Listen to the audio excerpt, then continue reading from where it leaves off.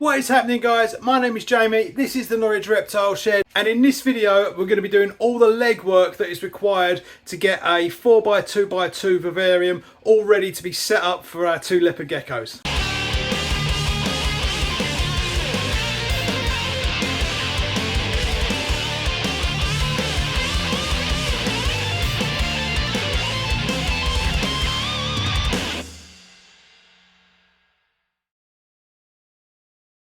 So in this video I'm going to be doing all the legwork required to get a 4x2x2 vivarium that is earmarked for the leopard geckos. I want to get that ready to start putting soil, substrate in and all that kind of stuff. Now, if you've been following the channel for a while, you know that I've been talking about this build for ages and I've been mulling it over for at least all this year.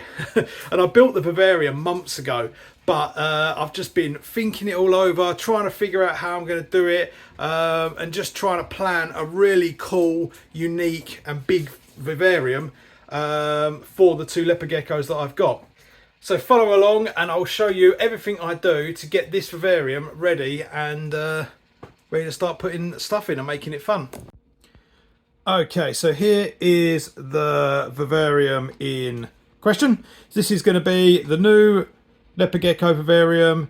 It is a 4 foot by 2 foot by 2 foot vivarium, so a really cool size, and yeah, so there's a few things I need to do to it first to kind of get it ready to be sort of made into a really nice looking vivarium, to do all the fun stuff. We do have to do some of the boring stuff, which is this is just a shell that is just stained, so I actually need to varnish the sides. I need to cut holes for the ventilation. I need to decide where the ventilation is going to be. That's been something that I've been umming and ahhing over for quite a while now, as to how to do a nice like thermal gradient ventilation. So really I want sort of, you know, high on one side, low on the other side, sucking cooler air in and warmer air leaving the vivarium. But I also want to do quite a tall mound, so it's deciding where the vents go. I'm not going to put them at the back. If you follow the vivarium builds I've done in the past, I actually don't put the vents at the back because they go quite close to the wall, so I end up going on the sides and leaving gaps, which is what I've obviously done on all of these. We've got vents up at the sides here, and then we use gaps between the vivariums, and then like a fan inside as well. So yeah, I need to decide where I'm going to do that. I need to drill that. I need to varnish the wood inside, seal it all up so it's all nice and secure and less chance of rotting and getting moisture in all the joints. I need to silicone the joints up, and I also need to then line it. And I'm thinking of doing maybe the lining sort of going up like that, and that helping with my sides, rather than being a dead straight line, or having a border along it, which is what I normally do. But for these guys I really want to mound the soil up, so I'm thinking of doing like a bit of a sort of like that whatever that is, yeah, that. Yeah, so let's cut some vents first, and then I can do all the sealing, the varnishing before I then do siliconing. This is going to be quite a few days of work because each step takes a day to dry, so it's at least 2 days work, and then hopefully by the time I've done all of that, my jungle dawn would have arrived, so I can fit that in there, and then we've got some light to actually start doing the rest of the vivarium and the design and generally talking about what we're going to do.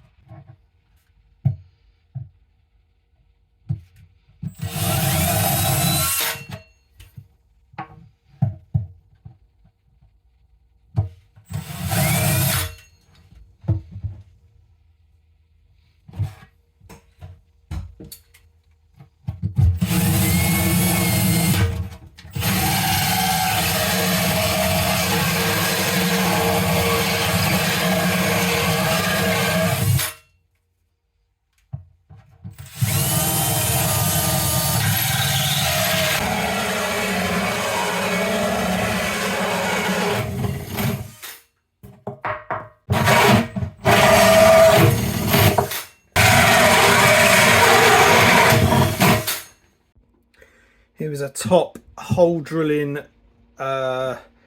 tip, and that is to start on one side. So your pilot hole, and what I mean by pilot hole is this bad boy here. Make sure he goes all the way through the piece of wood, so it comes out both sides. But then once you are, as you can see here, once you've got maybe halfway, 3/4 of the way through one side, then drill from the other side. Because you've already got the pilot hole in the piece of wood, it means this will just line up straight away into that hole, and you can just drill them from the other side, and it means you get a much cleaner hole on both sides and you don't get any blowout in the plywood. So yeah, top tip. Wow, what a tip.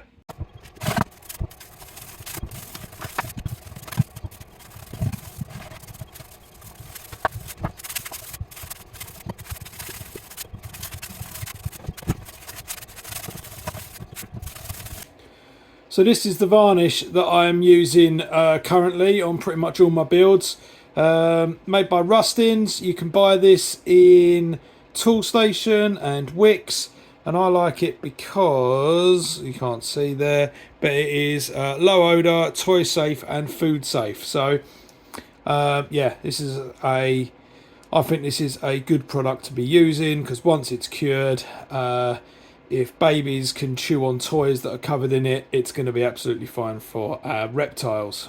Okay, so we've got the holes drilled, we've got the varnish in, so the next step is to put some sealant around the edges, and for that I'm using HA6 Aquarium Safe Silicone.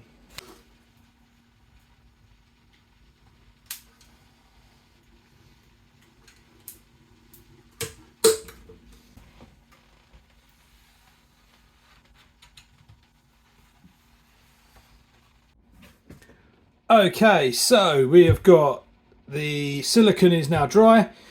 So we've only got a few steps left really to finish this vivarium up before we can start thinking about equipment, decoration, all that kind of fun stuff. So the last step really in this now is the actual physical waterproofing membrane type stuff that I've fitted millions of times before. I have a whole video dedicated on it if that's something that interests you, but we are gonna go over it in this video as well, and that is basically we're going to put down the plastic sheeting that I use, and it's going to come up the full height of the back.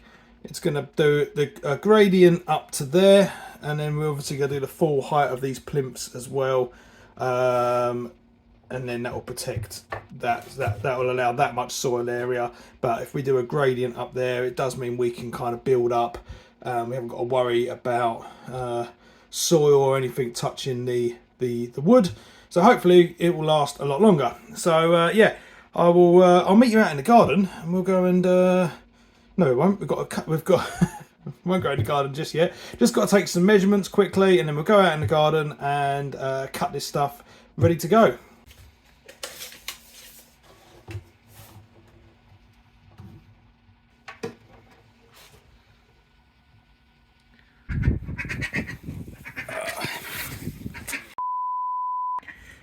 So this is the goose.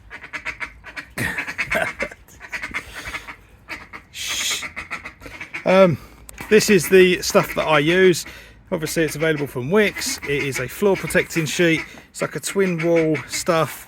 Yeah, really good. I've had loads and loads of success with it so far. Hasn't let me down. Silicone adheres to it well, and it's easy to cut, and it's cheap. What more do you want?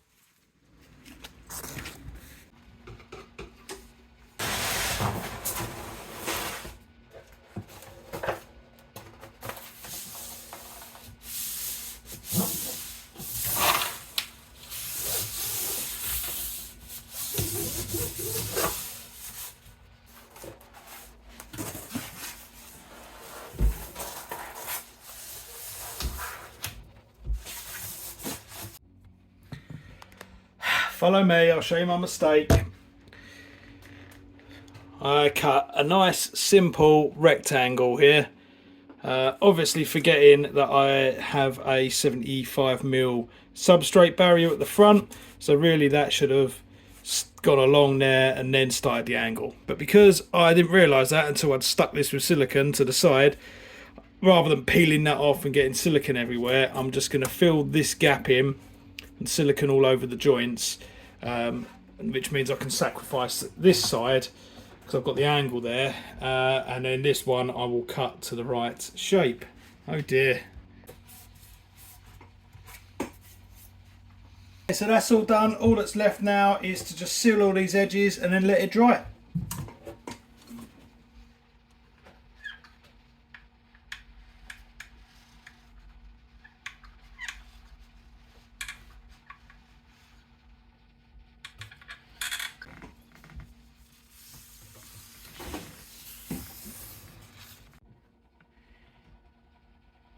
And there we have it, guys. One 4x2x2, all fully lined, waterproofed, ready for the next stage of the build, which will be equipment, decoration, all the fun stuff, putting the leopard geckos in. So I hope you enjoyed that video, guys. That's just I know it's kind of a bit boring, but that's all the stuff that I have to do to get these vivariums ready, so they can take a substrate layer, they can take humidity, anything you can throw at them, and that will just help these vivariums last a bit longer. So although it's a bit of a boring step, do have to get it all done. If you found this useful in any way, please don't forget to hit that like button, the subscribe button. If you'd like to support the channel even further, you can head over to Patreon, where for £3 a month I can feature your name at the start of each video. And check out my other videos in my playlist for all kinds of DIY builds, helpful kind of videos, just to help push the hobby a bit further. So thank you very much, guys, and I'll catch you in the next video.